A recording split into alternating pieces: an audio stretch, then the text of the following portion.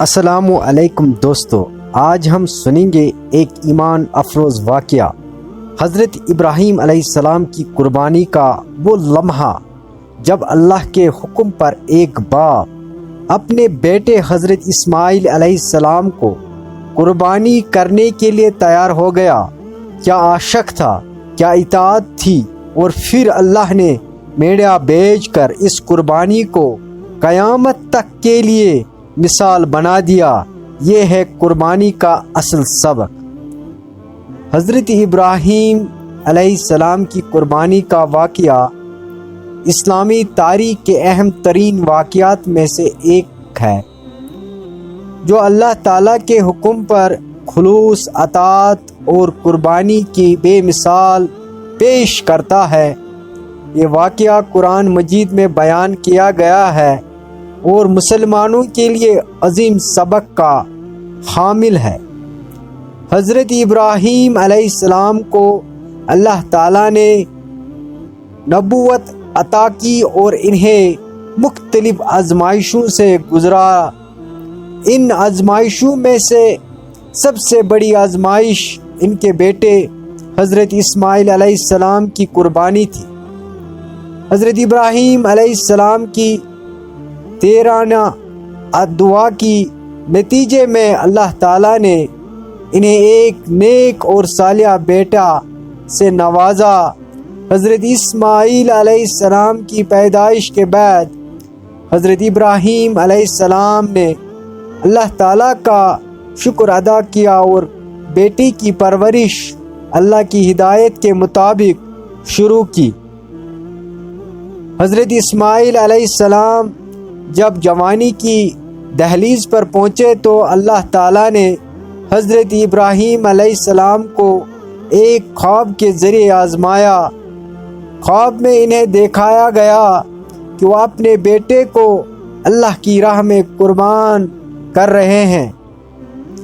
انبیاء کے خواب وحی کا درجہ رکھتے ہیں، اس لیے حضرت ابراہیم علیہ السلام جان گئے کہ یہ اللہ کا حکم ہے۔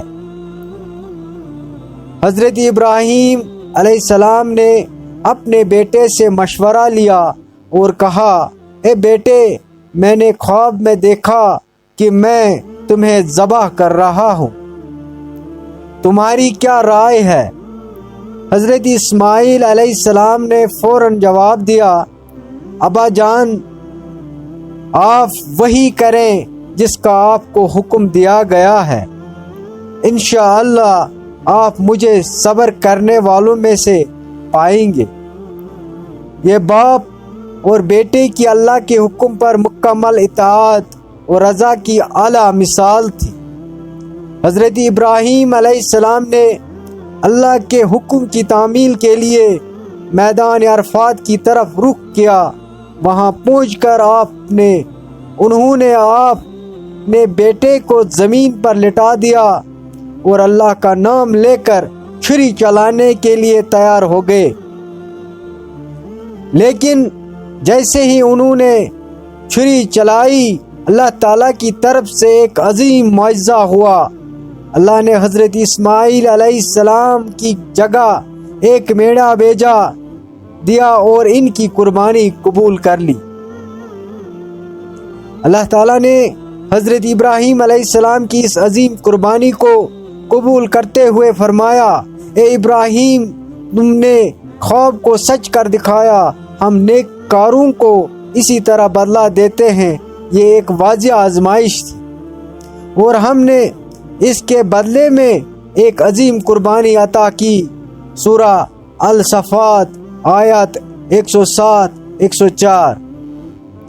اللہ تعالیٰ نے اس قربانی کو رہتی دنیا تک یادگار بنا دیا اور مسلمانوں کو حکم دیا کہ وہ عید الاضحیٰ کے موقع پر جانور قربان کر کے اس عظیم قربانی کی یاد تازہ کریں۔